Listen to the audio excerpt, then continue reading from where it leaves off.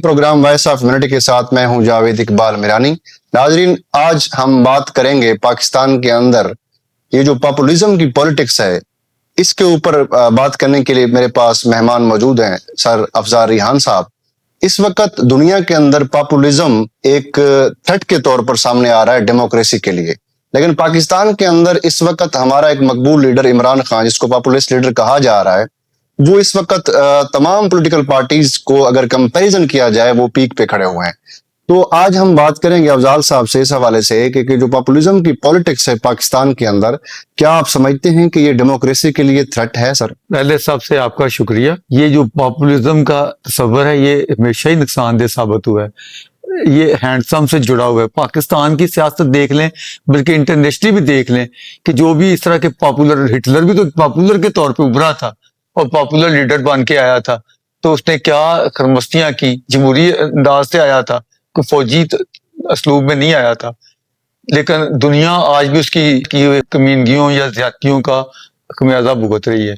Germany ही नहीं बल्कि पूरे यूरोप में उसके किस कदर नेगेटिव असरात पहुंचे थे। कि पाकिस्तान में भी अब आपने एक पॉपुलर लीडर का जिक्र किया है, बिलाशुबा उसके मुकाबले पे कितना भी अच्छा सियासतदान हो, कितनी वो ज्यादा खिदमात करे, कितनी वो कौम की भलाई के काम करे, लेकिन वो जो होता है ना हीरोइक द फैनिज्म, अब फैन का मुकाबले को नहीं, वो गलत काम करता पकड़ा जाए, वो करप्शन करता पकड़ा जाए, फैन कहेंगे जी वाह जी वाह, वो तो करप्शन भी उनको खूबसूरत लगने लगेगी क्योंकि जी उनका वो हीरो है, वो पॉपुलर है। इसी का तमाशा इससे पहले जो पढ़ा, अपने देखा पढ़ा, वो जुल्फकार भुट्टो, वो भी ऐसा ही एक पॉपुलर लीडर था। उस जालिम ने मुल्क को तोड़ के अपने लिए वजारत उज़्मा की जगह निकाली। जीता तो शेख मुजीब था, एक यूनाइटेड पाकिस्तान था ना, उसके दो हिस्से थे, ईस्ट और वेस्ट। तो टोटल जो 300 का हाउस था उसमें शेख मुजीब ने 162 सीटें दी थी, जबकि भुट्टो की सिर्फ 81 सीटें थी। अब कितना, यानी थोड़ा बहुत हो ना 8-10 सीटों का तो कोई कहा जाता है जी इधर उधर से मिल मिला के कोई लोटे बना के कर ले, इतना गहरा गैप। और इसके बाद ये कहता था कि मैंने प्राइम मिनिस्टर बनना है। इसके बगैर मुमकिन था कि मुल्क को तोड़े बगैर, उसने मुल्क तोड़वा दिया लेकिन खुद प्राइम मिनिस्टर बन के छोड़ा उसने। इससे भी ऊपर अगर मैं चले जाऊं, वैसे उनका नाम तो नहीं लेना बनता, उस शख्स को भी बड़ी शौक थी नंबर 1 मैं मानना चाहूं। पहले वो कांग्रेस में था तो उसने कहा कि कांग्रेस को मुझे अपना नंबर 1 गिनना चाहिए, लेकिन कांग्रेस ने उसके बिलमुकाबल महात्मा गांधी को बनाया। तो उसने कहा अच्छा मुझे नहीं समझ रहे हो तो मैं फिर बताता हूं।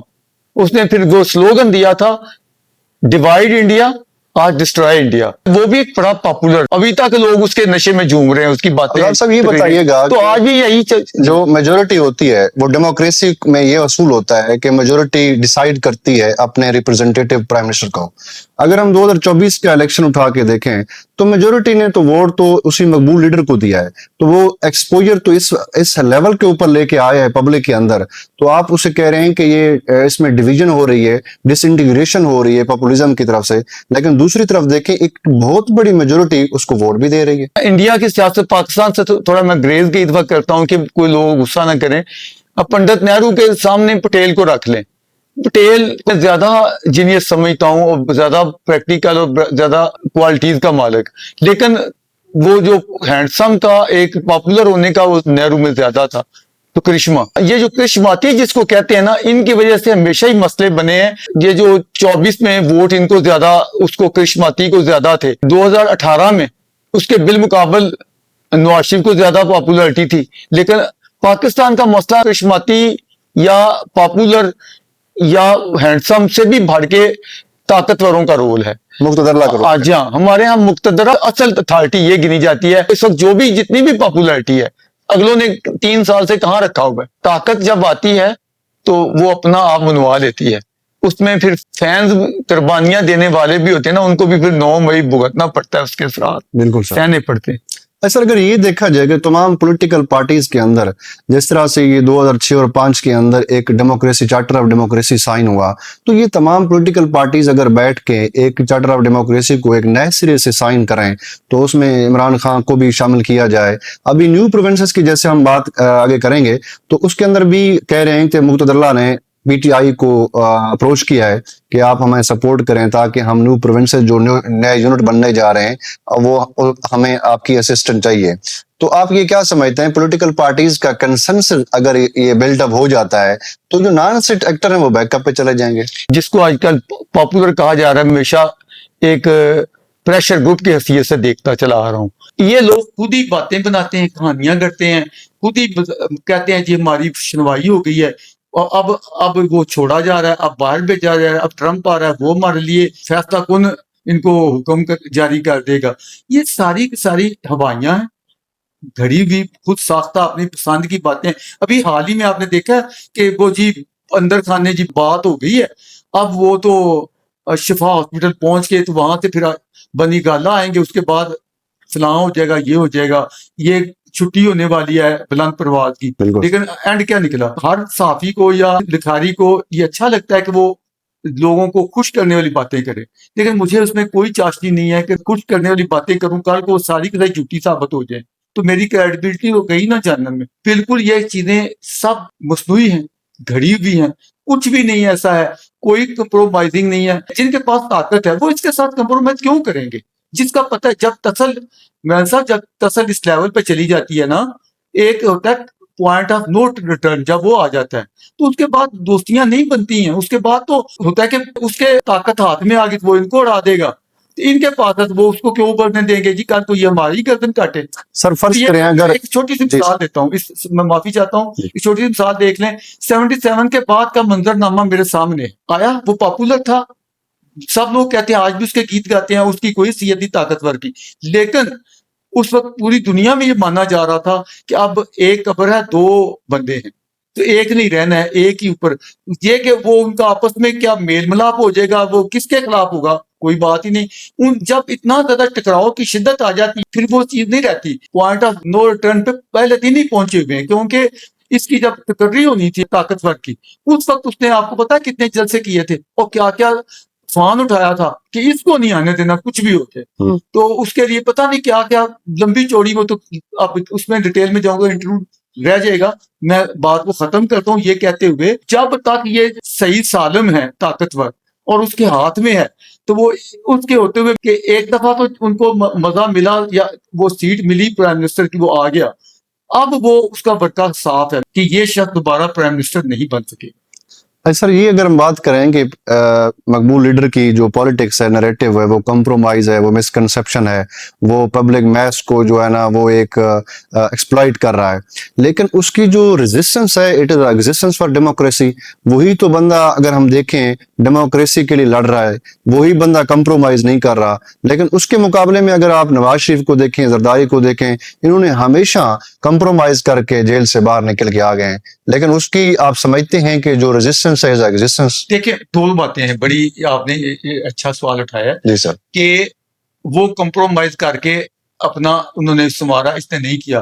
पहली बात यह है कि वो सियासतदान है ही नहीं, वो सियासत को मानते ही नहीं। उसने तो वो बंगे दोहल ये कह रखा है कि मैं इनको कुछ नहीं समझता, ये उसके पंजाबी में कहते हैं लल्लू पंजू, वो इसको ऐसे समझता है। वो किसी को इस काबिल नहीं समझता कि उनके साथ हाथ भी मिलाए। अभी तक इनकी पार्टी भी ये कह रही है कि हम मुज़ाकरात करेंगे, तो किनसे करेंगे? ताकतवरों से, यही कहा ना।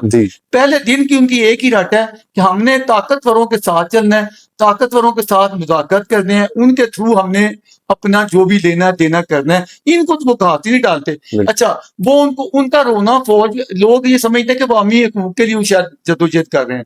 हजूर वो अवामी हकूक के लिए नहीं कर रहे, वो अपनी जात के लिए कर रहे हैं। और वो कहते हैं आप ताकतवर हैं, बड़ी अच्छी बात है, आपको हम माई बाप बनाने को तैयार है, यही कहा था ना। आप बस अपना दस्ते शफकत हमारे साथ पे रखें, हमारे हरीफों के स्तर पे ना रखें, हमें अपनी आप ले लें, साय में ले लें। वो आज भी उनको कोई तकलीफ नहीं है कि वो ताकतवरों की छतरी के नीचे बना मिल जाए, उनको इक़्तिदार मिल जाए उनको। लिहाजा जिनकी अप्रोच ये हो, वो किस तरीके से आप कैसे कह सकते हैं कि वो जमहूरियत के लिए जदोजहद कर रहे हैं, या वो ह्यूमन राइट्स के लिए काम कर रहे हैं, या वो आइन के लिए कर रहे हैं, इंसानी आजादियों के लिए कर रहे हैं, उनके कभी आपने सुना जलसों में, प्रोग्रामों में कि लोगों के दुखों का उन्होंने कभी एहसास किया हो? तो उसकी बहन ने भी प्रेस कॉन्फ्रेंस की और कहा कि वो कह रहा है कि मेरे साथ बहुत घटिया सलूक हो रहा है, मुझे बहुत अजीयतें दी जा रही जी। हैं, और यहाँ तक बल्कि बोल दिया कि जो सियासी जो है वो कर रहा है मुर्सी के साथ किया था, और पता है मुर्सी जो है वो जेल में मरा था, उसकी वफात हो गई थी। तो उसने मिसाल दी है कि जो मुर्सी के साथ हुआ है ये मेरे साथ भी वही होने वाला है। मकसद ये है कि ये इश्तियाल अंगेज बयान दिए जाएं ताकि लोग उठ खड़े हों। आपको ये भी मालूम होगा कि कुछ सहाफियों ने भी इस तरह के बयान जड़े थे कुछ दिन पहले कि वो जी डेथ कईयों ने अल्लाह माफ करे यहाँ तक कह दिया, सोशल मीडिया पे चल गया। उसी सर, लीडर की अगर death ये को- इश्तियाल अंगेजी हाँ। आप समझते हैं, जी। उसका एक इतना मेजोरिटी प्रोविंसेस का सीएम पिछले कई सालों से लड़ रहा है, उससे मुलाकात नहीं करवाई जा रही, उसकी बहनों से एक बार मुलाकात हुई, उसके वकला से मुलाकात नहीं करवाई जा रही, तो आप ये किस तरह सर क्लेम कर रहे हैं कि वो इश्तियाल अंगेजी को क्रिएट करवा रहा है?